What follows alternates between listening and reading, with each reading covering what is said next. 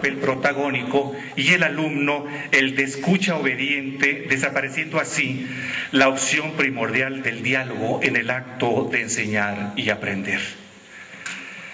Esta actitud educativa fomenta pasividad, dependencia y conformismo en el alumno, convirtiéndolo en lo que el doctor Ramón de Zuviría le llama un pasmado mental, donde el profesor ignora o pretende ignorar la riqueza y complejidad espiritual del estudiante y en vez de estimular, termina por represar su potencial y energías creativas. Es esta una forma de procesar al estudiante industrialmente en lugar de ayudarlo a crecer intelectual, emocional y socialmente.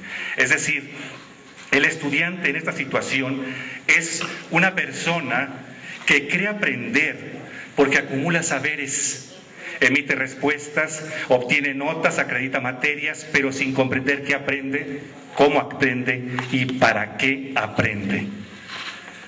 Habría que subrayar que la docencia no consiste únicamente en transmitir conocimientos, sino en despertar en el alumno el gusto y la alegría por aprender. Crear en su espíritu un vínculo afectivo con los otros que le rodean, desarrollar al individuo desde dentro y entender que no puede enseñar a las masas y en serie porque los alumnos son diferentes y los grupos son diferentes, claro. La misión de la docencia es la de formar personas conscientes de su mundo y de lo que son capaces de hacer en favor de ese mundo. La verdadera docencia es aquella que propicia que el alumno se forje la necesidad de aprender por su cuenta y encontrar en el profesor un guía, un acompañante de travesía para llegar al conocimiento. Y en el grupo un espacio de encuentro, de intercambio, de discusión y de confrontación de ideas. Pues bien, siendo la docencia una de las más antiguas profesiones de ayuda al desarrollo integral del ser humano, es preocupante que hasta el momento actual los docentes, en la mayoría de los casos, no hayan tenido la formación adecuada para el ejercicio cabal de su profesión. El aprendizaje de conocimientos y actitudes y de buenas formas de comunicación no están reñidos. Que se hayan disociados hasta ahora en muchas instituciones educativas no significa que deban permanecer de esa forma. Aquí comienza la renovación de la imagen y el accionar del docente. Su misión es la de proporcionar las situaciones y experiencias que permitan el logro de los conocimientos para el desarrollo académico y el ejercicio profesional, en un ambiente de relación interpersonal que facilite una identidad adecuada, teniendo en cuenta que la mayoría de las dificultades que se encontrará en su camino se deben en muchas ocasiones ante la necesidad de reeducar para después educar. La mayoría de los teóricos de la educación plantean el problema del miedo que viven los estudiantes y el maestro cuando se presentan situaciones de aprendizaje diferente, digamos alternativo. Los primeros en pedir la vuelta al sistema conocido son los mismos estudiantes. Tenemos temerosos de la novedad que implica encontrarse con la posibilidad de aprendizajes no solo intelectualizados, sino aquellos que les posibiliten realmente transformarse como personas. Nuestro sistema educativo está en general muy preocupado precisamente por la parte intelectual, por el área de la mente, de la personalidad del sujeto.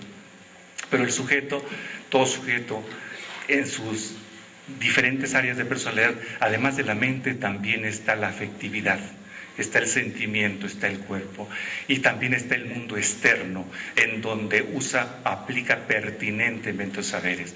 Un aprendizaje que no cale en las tres áreas fenoménicas de la conducta, en realidad se puede quedar en alguno de los planos y suele convertirse en muchas ocasiones, en vez de ser aprendizajes, en pseudoaprendizajes.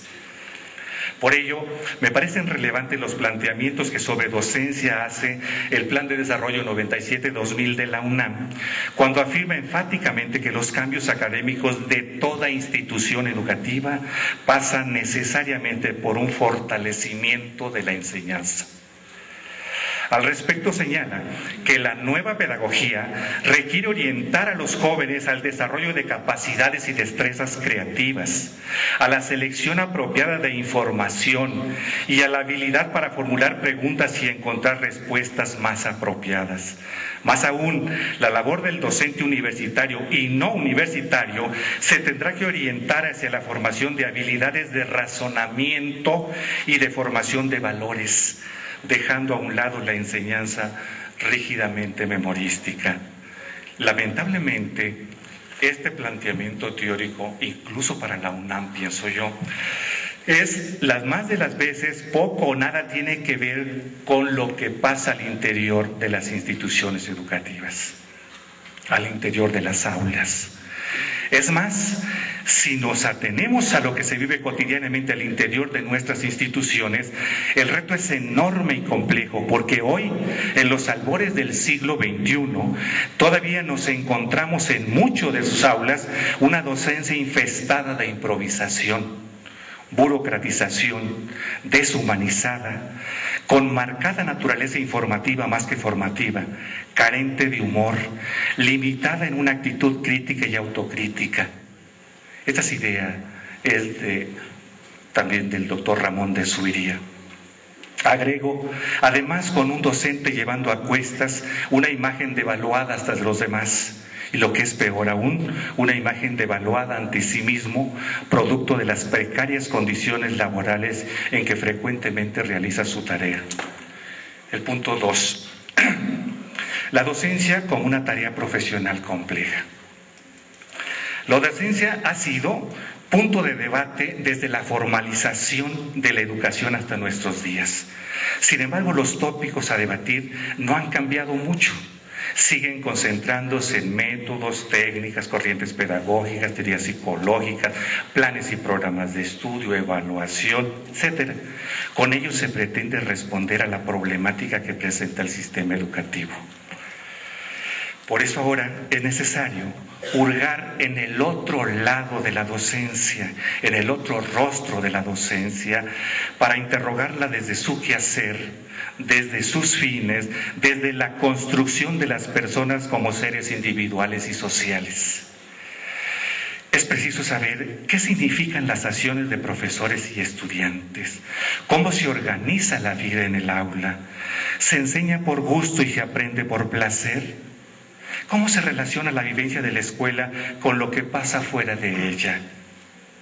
Esta actitud inquisitiva pretende ser una invitación a retornar al mundo de la escuela para dar cuenta de los valores que se viven, se enseñan y se aprenden en ellas, pues sus tensiones, sus conflictos y cómo las personas llevan a la práctica social, institucional y familiar sus valores aprendidos. Así, en los medios académicos generalmente se entiende la docencia como todo lo relacionado o lo concerniente a la transmisión de conocimientos, como decía antes, en tanto que por investigación todo lo relacionado con la generación y producción de conocimientos. La docencia es un espacio atravesado por muchos factores e intenciones en el que maestros y alumnos aprenden formas de construir conocimiento, saber y saber pensar, investigar y enseñar a pensar la realidad. Es decir, la docencia es un proceso creativo a través del cual los sujetos que enseñan y los que aprenden interactúan con un objeto de conocimiento, develando así su propia lógica de construcción, y al hacerlo ambos se transforman. ¿Cómo puede ser más importante enseñar a ser consumidor pasivo de información que sujeto activo y responsable de su propio aprendizaje? ¿Cómo puede ser más importante para una institución de educación superior el engrosar las filas de profesionistas egresados que el de formar profesionales capaces, polivalentes, autónomos, con actitudes de compromiso para enfrentar y transformar la realidad que enfrentan? Son algunas interrogantes, seguramente habrá muchas, pero aquí en el manejo de profesionistas y profesionales, uno de los grandes maestros de la UNAM, que murió, hace muy recientemente, don Enrique González Casanova, decía que había que saber establecer la diferencia entre lo que es un profesionista de lo que es un profesional. Él hace todo un documento para explicar esto en los primeros diseños de planes de estudio de los 70 de la Comisión de Nuevos Métodos de Enseñanza, que ustedes conocerán, por supuesto, aquellos, aunque sea como referencia histórica, aquellos con Raquel Glassman y María de Ibarrola. Pero en ese tipo de lecturas complementarias se incrustaba un documento de don Jesús. Y bueno, nada más lo comento porque en realidad él decía, en las instituciones de educación superior egresan a muchos profesionistas. Habría que preguntarse si todos ellos son realmente profesionales. Un profesionista a lo mejor es aquel que cumplió todos los requisitos, todos los requerimientos académico-administrativos para lograr obtener el grado, el título, y que bueno, va a ejercer una profesión. Pero un profesional, decía, es aquel que tiene toda una formación teórica, metodológica, instrumental, epistemológica, y que le sirve precisamente con todo un criterio y una actitud universitaria, académica, profesional para enfrentar la tarea que le corresponda según lo que haya estudiado. No es solamente un esbozo de eso que planteaba don Jesús. Las preguntas que orientan el trabajo del investigador son: ¿qué es la docencia? ¿Cuáles son sus supuestos? ¿Cómo es la docencia? ¿Qué tipos de docencia se generan en cada una de las instituciones? ¿Cuál es la eficacia que tiene una variante de docencia en un nivel escolar determinado? Etcétera. Pueden ver varias preguntas. Solamente un esbozo decía. A la investigación para la docencia se le entiende como la propuesta de acciones reflexivas sobre el quehacer docente. Propuesta que insiste, entre otras cosas, en la formación del maestro a partir del análisis de su práctica. Implica un acceso a la administración del saber por la vía de la indagación. La llamada investigación, la investigación como docencia, representa un camino para introducir al alumno al quehacer de la indagación y es concebida como una aproximación a los procedimientos de la investigación en sus múltiples manifestaciones y como el proceso para la propuesta de soluciones a problemas diversos. 1. Investigación como un proceso cuya finalidad consiste en propiciar y fomentar el interés y el espíritu creativo en un proceso de aprendizaje. En este sentido, la investigación no se propone como intención primaria producir conocimientos nuevos, es más bien un procedimiento didáctico. Nos referimos aquí al tipo de investigación que en el ámbito escolar de cualquier nivel educativo se requiere para la obtención de información y que constituye un medio de aprendizaje, es decir, la investigación como un procedimiento didáctico que propicia en el que aprende no solo la obtención de información, sino la adquisición de múltiples habilidades. 2. Investigación que además de generar actitudes críticas frente a los fenómenos educativos concretos, se orienta al conocimiento y análisis de todos de fondo sobre determinadas problemáticas detectadas en la realidad educativa para su transformación y solución posible. Así, es medio eficaz para la praxis pedagógica.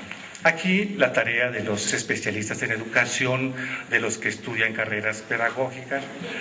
Bien, me voy a saltar un poquito, aunque en el documento está algunos postulados y supuestos de la investigación, de la docencia de la investigación, porque me interesa plantearles lo que está en lo que es hacia una docencia en forma de investigación en la universidad. Si queda tiempo, después a lo mejor agregamos esos pedacitos por allí. La docencia en forma de investigación no constituye una utopía educativa más, En ella se afirma que es posible lograr que el estudiante realice por sí mismo la tarea informativa y adquiera con la guía del profesor y la vivencia del proceso grupal el espíritu y la actitud favorable en torno a la investigación, concibiendo a esta como una forma de docencia creadora que permite contribuir a las indispensables transformaciones de la práctica docente actual. La docencia en forma de investigación.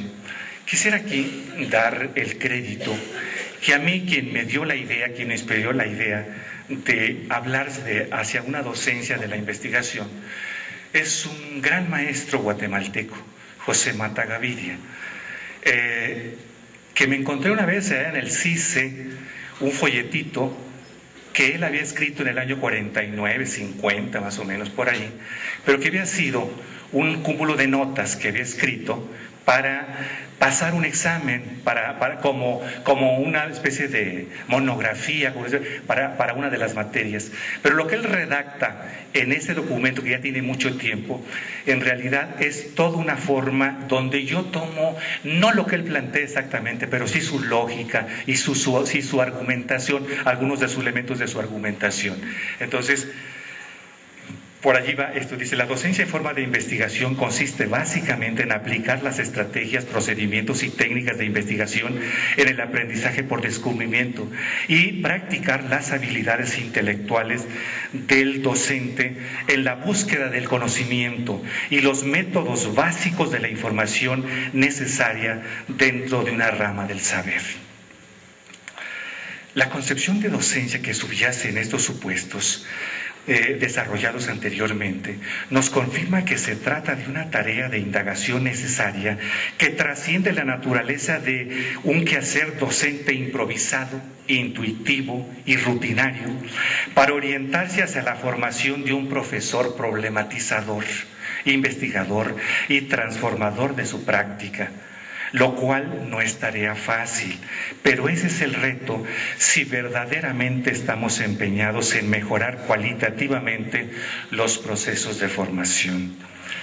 Al leer los documentos del modelo Minerva, yo me quedé pensando en que una docencia, a lo mejor con estas características, una docencia de investigación, podría ser, no sé, una estrategia idónea para poder cumplir, se me ocurre, una de tantas estrategias probablemente, y lo dije mal, sí, pero pudiera ser, se me ocurría simplemente sin conocer a fondo lo que es, y entonces a veces no puede uno simplemente ligarse de manera gratuita por ahí. En este sentido, el profesor que se asume como investigador es distinto al repetidor de consignas, al profesor anquilosado y al sectario. No tiene nada que ver con el doctrinario. El problematizador es un científico, es un problematizador, un científico, no un catequista, ni un instructor. Es un técnico, no un fanático, ni un domesticador. Por eso, en el campo de la pedagogía y de la investigación educativa, la vinculación de la docencia y la investigación, en teoría, se fortalece y cobra mayor significado cuando a la docencia se le considera como objeto de investigación y al docente como investigador de su propia práctica educativa. Ver al profesor como un solucionador, en su versión más convencional, su versión más tradicional, podríamos decir, es eso, ¿no? El profesor que todo lo sabe, que todo lo tiene controlado, que todo lo tiene establecido, que todo lo tiene pautado, ¿no? La mejor forma, yo creo, de matar el interés, la inquietud, la búsqueda, todo eso, es cuando damos a los estudiantes como las cosas resueltas. En eso, el alumno difícilmente se hace preguntas. Paulo Freire lo decía muy bien en todo el libro de la pedagogía de la pregunta, ¿no? En nuestro sistema educativo, por lo menos hasta donde yo tengo una visión por ahí, se fomenta mucho la idea de la respuesta. Nuestra disquevaluación está muy, que no es evaluación, pero está muy pensada en eso. Venimos emitiendo respuestas desde la primaria hasta los posgrados las más de las veces, pero difícilmente nos hacemos preguntas. un profesor problematizador que no fomenta que los alumnos sepan hacerse preguntas y busquen las respuestas juntos, acompañados, solos, en fin, orientados, en realidad estaríamos pensando si efectivamente estaríamos educando. O a lo mejor lo estamos haciendo desde una perspectiva de la educación, de su etimología, una de ellas de latín educare. En este mismo orden de ideas cabe preguntarse, ¿cómo impartir la enseñanza reflexiva y científica que tan esencial e indispensable es para toda la formación académica y o profesional de hoy? Podemos responder esta pregunta con una sencilla sentencia y de sentido muy evidente. Tenemos que promover la apropiación de los conocimientos científicos reconstruyendo el proceso histórico de su adquisición. No ver al conocimiento como algo acabado, como algo dado, como algo establecido ya, sino verlo como algo dándose, como algo en dinámico, como algo en devenir, como algo en proceso. Cuando ve algo como algo dado, cuando percibe un conocimiento como algo dado, pareciera lo que Bloch decía, algo sobre producto. Pero él decía que en el accionar docente hay que entender al conocimiento como producto, pero fundamentalmente dijo, no hay que entender, el conocimiento como producto, sino como producente. Es lo que está dándose precisamente. La docencia, en esta perspectiva, conlleva la construcción y o recreación del conocimiento. Tiene su manifestación principal en una visión renovada y crítica del proceso de enseñanza-aprendizaje. Si bien requiere de un encuadre institucional, de una propuesta de aprendizajes plasmada en el currículo y de una conducción ejercida por el profesor, lo que es verdaderamente importante es propiciar un espacio en el que el profesor aprenda a la vez que enseñe y el alumno enseñe a la vez que aprenda. Que los alumnos aprendan a conocer, que los alumnos aprendan a hacer, que los alumnos aprendan a convivir y a trabajar con otros, que aprendan a aprender y finalmente o fundamentalmente que los alumnos aprendan a hacer como síntesis del pensar, sentir y actuar del ser humano. Muchas gracias.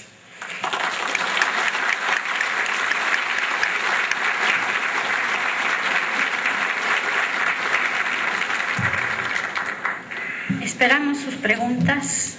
Le agradecemos al maestro Morán su plática y esperamos sus preguntas. Para desarrollarla en la perspectiva de esta inquietud de la pregunta, uno de los primeros rasgos sería una dedicación exclusiva o prioritaria al trabajo de la docencia, no por partecitas ni por horas sueltas, como mucho de esto sí se hace en la UNAM, por ejemplo, ¿sí? Que todavía un alto porcentaje de profesores son por horas. Un segundo rasgo es una formación específica, como traté de decirla por allí, en lo pedagógico, didáctico y en lo disciplinario. Un tercer rasgo es el sentido de la charla, el de vincular la docencia y la investigación. Una docencia que no se vincula con la investigación pronto se va a hacer repetitiva, mecánica, fría y se va a morir. Se va a hacer de esa docencia que no mueve a nadie. Un cuarto rasgo es que la docencia no se agota en el salón de clases, sino que tiene un engarce mucho más institucional, en actividades como la que sus equipos, yo tengo entendido, hacen, que están trabajando, discutiendo, reflexionando, trabajando en grupos académicos, grupos de academia, yo no sé, organizados de diferente manera. Me voy a asomar más al proyecto para tener eso. Esa sería una cosa, no pensar, pero para eso, como que estos rasgos son inclusivos, tiene que irse viendo. Un cuarto rasgo sería una inserción institucional del docente más allá de lo que tenga de responsabilidad como trabajo de aula. Un quinto elemento sería su vinculación con lo social. Ninguna docencia se agota en un área, en un currículo, en una materia como tal.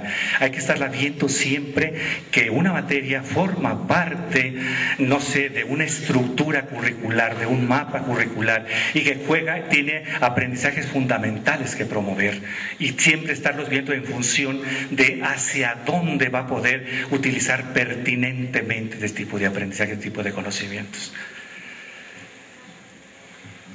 Obviamente no estoy dando las respuestas, sino algunas aproximaciones desde mi punto de vista.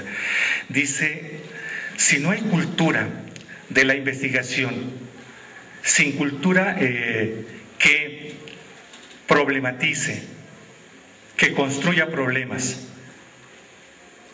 se podría decir que cada sesión de clases, presencial o no presencial, debería llevar la lógica de la didáctica problematizadora, tratando en los alumnos como en el docente, si vimos, ¿cómo dice algo así? Tanto de los alumnos como docentes. Pues sí. Yo creo que ningún momento es en la docencia, así como no tiene palabra de honor, pienso yo, en realidad en ningún momento uno debe descuidarse o uno dejarla a que yo, como ya he dado tantas veces una materia, yo como ya la domino, yo como ya sé, pues no tengo necesidad, y como este grupo además es del mismo nivel, entonces yo como que ya no tendría exigencias propias de cada momento. Yo creo que la docencia, como los grupos, no son algo establecido, no son algo dado. Los grupos, a veces lo que son grupos administrativamente, pero un grupo pedagógico, un grupo, no sé, psicológicamente hablando, es un grupo que se tiene que ir construyendo. Las teorías del aprendizaje grupal, ¿sí? Yo creo que las teorías de grupo en general van planteando la necesidad de que el profesor debe constantemente estar en un proceso de un trabajo en un grupo. Y los grupos tienen procesos de indiscriminación, discriminación y síntesis en un grupo. Otros dicen pretarea, tarea y proyecto. En realidad, siempre hay que estar atentos. Y si estamos en esa perspectiva, seguramente que estaríamos aprendiendo juntos, haciendo que los alumnos realmente problematicen, discuten, analicen, piensen, no sé, se hagan preguntas, busquen respuestas, trabajen en equipo. Yo me quedaría con mucho también de la primera charla de ayer, ¿cierto? Me gustó mucho, me gustaron obviamente que todas, pero en particular siento que algunas se ligan mucho con lo que yo estoy planteando en este momento. Recomendaría que los docentes profundizáramos en el estudio de Freire para entender que la conciencia es el estar en el camino, en el camino, o como Freire decía, estar en la mudanza. Sí. Del libro, por ejemplo, yo no sé, la educación como práctica de libertad, en fin, todo lo que quisiéramos, pero yo lo he oprimido. Si estudiara Freire, yo creo que sería, pero yo me quedaría mucho con este texto. Yo lo uso en mis cursos, en mis diplomados sobre docencia, el de pedagogía de la autonomía, que fue el que formalmente, porque yo sepa, fue el último que se publicó precisamente poco después. Murió ya, pedagogía de la autonomía. Alguien me decía en un diplomado de contaduría y administración allá de la universidad, pero lo teníamos en un curso de docencia y evaluación que se llama, este libro como uno de los textos a acompañar, no formaba parte de la antología allí formalmente, ¿no? Pero cuando uno realmente, yo diría en síntesis, yo creo Freire, en pedagogía de la autonomía, me decía este profesor, dice, para mí es como la Biblia de la docencia. Y decía, porque cada quien tenía que exponer que al leer el libro, hacer una reseña analítica y un comentario, y decir, ¿qué le dejaba? En realidad, eso lo teníamos contemplado por unas 2 horas y nos llevamos 2 sesiones de 4 horas porque el libro fue suficientemente rico. Pensaría que sí, que Freire es una fuente inagotable. Si al docente lo entendemos como un profesional de la educación, esto implicaría que debe tener conocimiento de metodología, de teorías educativas, de los fundamentos epistemológicos que todo profesional debe tener para su desempeño. Pregunta, ¿esto implica un gran reto de las instituciones educativas, pues formar a sus docentes, lo cual va más lejos de los talleres y cursos de formación docente? Completamente de acuerdo. Realmente un profesor, un docente debe como un intelectual, como trato de decirlo también allí, no debe ser una persona que solamente, ¿cierto?, acumule teoría o transfiera teoría, la meta programas y luego un poco la repita mecánicamente en sus clases, en sus seminarios. Yo creo que incluso debe estar generando sus propias explicaciones, apoyado, claro, en los planteamientos de su propia materia, pero siempre debe estar en un proceso de saber pensar a través de la elaboración del trabajo, de la reflexión, solo y conjuntamente en lo que es la naturaleza de la materia que tiene que enseñar, pero además con todos los elementos, como decía también, con esos 5 rasgos de la profesionalización que tendría que tener precisamente para profesionalizar a un docente. Se decía en el CICE que debe tener una formación, decía, epistemológica, teórica, metodológica, instrumental, para que le lleve a ejercer una docencia que se transforme constantemente. Completamente, yo pienso que sí, va más allá de a veces cursos que a veces se enfocan o se encaminan fundamentalmente a los aspectos a veces técnicos, a veces instrumentales, a veces muy rápidos, pero donde no hay una explicación más a fondo de lo que sustenta precisamente el trabajo docente, el trabajo educativo, el trabajo pedagógico. Los alumnos de estas nuevas generaciones son muy pasivos, lo encuentran todo en Internet. Y muchas veces no cuestionan lo que está escrito, se lo creen todo. Si desde su casa le coartan la libertad de preguntar y la misma sociedad, nuestra sociedad, no es crítica ni participativa, ¿cómo vamos a cambiar esta actitud? ¿Cómo quitarles el miedo a ser preguntones? Los alumnos en ciencia parecen más dogmáticos cada vez, ¿cierto? Eso del Internet me suena por allí. Hace unos 2-3 años vino Bruno Olivier, no sé si por ahí lo ubicaron, estuvo en la Iberoamericana presentando un libro y en un seminario que era a la educación por la comunicación. Él es un doctor en pedagogía de la Sorbona, en París, pero también es doctor en medios de comunicación, en las nuevas tecnologías, y le gustan mucho. Pero decía en una entrevista que le hicieron en La Jornada, dice, la información está en la Internet, el conocimiento está en el ser humano. Lo que acabo de decir, el sentido de lo que acabo de decir, lo que están diciendo muchos también, está en eso, ¿no?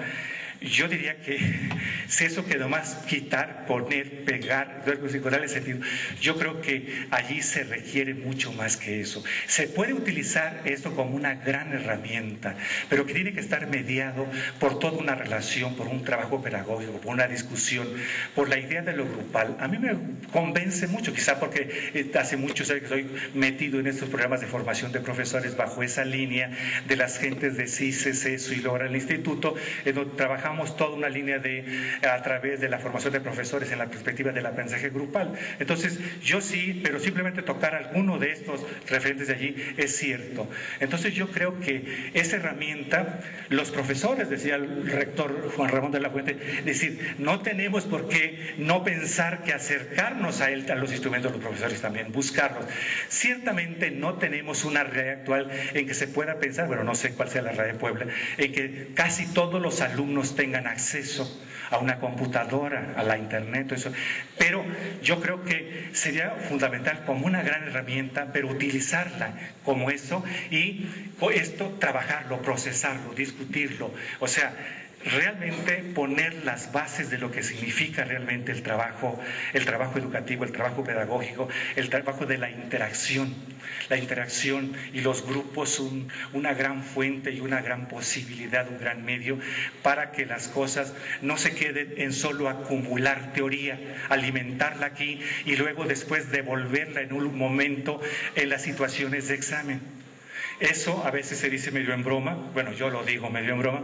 ¿Qué tal parece que como si concibiéramos a los alumnos como si fueran rumiantes?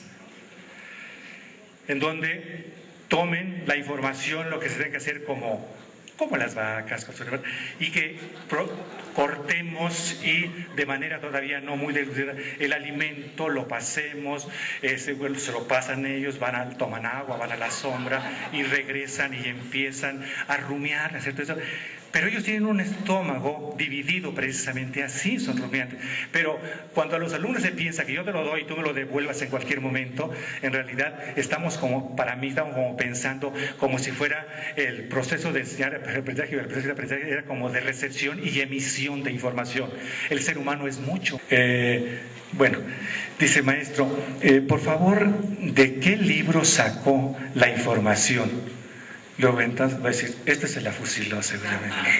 Luego entonces va a ser necesario una mejor selección de futuros estudiantes a nivel superior. Hay más selección.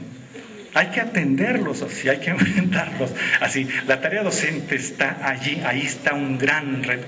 Yo no sé, al tratar de eliminar ya de hecho se elimina, ¿no? Si ve uno la pirámide educativa entre nosotros, en realidad los que llegan a normal superior, a la educación superior son relativamente porcentajes estadísticamente muy bajos en comparación a todos los que podrían ser en un país con tantos jóvenes como México. Bueno, dice, los maestros que reparten el programa en el día de clase, en el primer día de clase, para que los alumnos lo expongan. Sí hay bastante de esto, lo sabemos, ¿no? Lo revisamos. Una mirada un poquito aguda a las aulas en los diferentes niveles. Yo lo he hecho mucho en otro lugar, pero lo he hecho en la UNAM también, y se encuentra uno precisamente ese tipo de situación, donde requiere, dice, pero ¿qué fuentes? No le voy a sacar aquí, pero ¿qué fuentes? Pues son de mucho tiempo atrás, pero son, pues yo no sé, seguramente, Freire es uno seguramente, los aspectos, yo no sé, Gramsci, se me ocurre muchas cosas en América Latina, por ejemplo, no sé, Varsavsky, Guillermo García, la educación con práctica social, toda la escuela, más o menos la escuela de psicología argentina, ¿sí? Todo aquello de Pichon, Blecher, Bauleo, por decir algunos, todos estos son referentes que son muy importantes. Y luego eso es un poco más históricamente, pero con el correr del tiempo, ya en los propios espacios de México se fueron generando muchas cosas, ¿no? Muchos trabajos. Ángel Díaz, no sé, Alicia de Alba, Remedi, en fin, hay muchísimas. Yo creo que enumerar así sería mucho porque estaríamos dejando muchas gentes fuera, Ricardo Sánchez Puentes, no sé, Carlos Alzar, en fin, yo diría que son muchos los referentes por allí. ¿Cómo enseñar con amor pedagógico en educación a distancia? Ahí sí ya, ¿verdad? Allí sí ya como que la ponen más complicada, ¿no? Pero se puede en el sentido de no ver eso como solamente como un recurso allá, con la frialdad que puede tener eso. En el diseño, en el trabajo, en el diálogo. Yo estuve trabajando casualmente con lo que era sistema de universidad abierta, con un módulo precisamente, y en realidad teníamos esta cosa a distancia. Y en realidad ahí tenía modalidad, había materiales, habría que pensar muy bien los materiales, los guías de estudio, las autoevaluaciones, o sea, había que estárselos viendo, y se ponían esto por correo electrónico, había un intercambio por ahí constante, y por eso se pueden hacer ese tipo de respuestas. Nosotros teníamos también algunas sesiones presenciales, lo mismo, esas son ideales para el cara a cara por allí, ¿sí? Yo creo que allí había como tal esa oportunidad.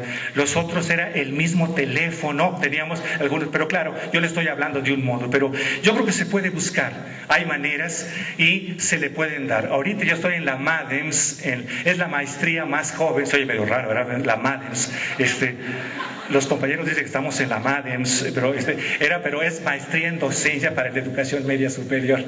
Es para formar a los profesores del bachillerato de la UNAM, CCH y las preparatorias.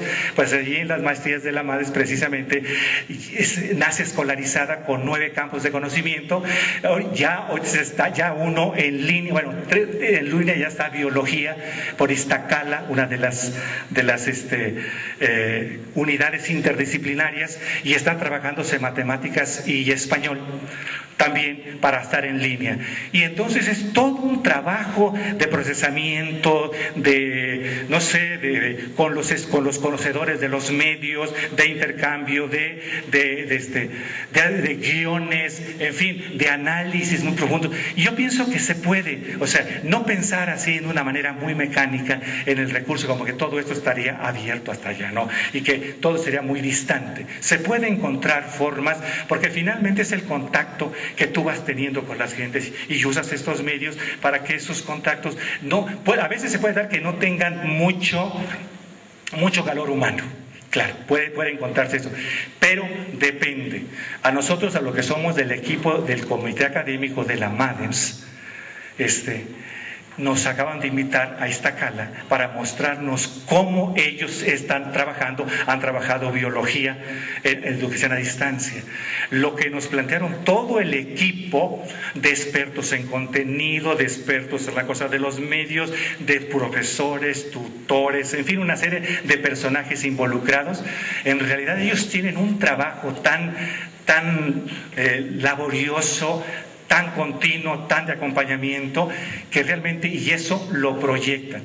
Le comentaba yo a mi esposa, que está por aquí precisamente, que había algunas de las gentes que al platicar con ellos, unos tutores, para algunas de las materias de biología, que en realidad para ellas era un trato increíblemente cálido. Tú mira, dices esto, pero mira, en realidad yo vería por aquí, ¿por qué piensas que es esto? Te regreso, y aquí, y por acá. Y veían, y ponían, y decían.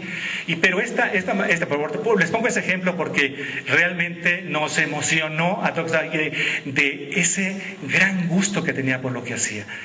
Yo pienso que en la propia docencia, ahora que decían cómo hacerlo con amor, a veces lo podemos tener presenciales y somos tan fríos, somos tan esquemáticos, a lo mejor no nos queremos contagiar de algo, casi no reímos, casi no tenemos sentido del humor, que a veces que está cara a cara, pero hay muy poco contacto, muy poco clima, muy poco atmósfera de esa calidez que se necesita, de la mirada, del contacto, del apoyo, del respeto que debe haber en una relación pedagógica cuando entendemos a las gentes como proyectos de vida.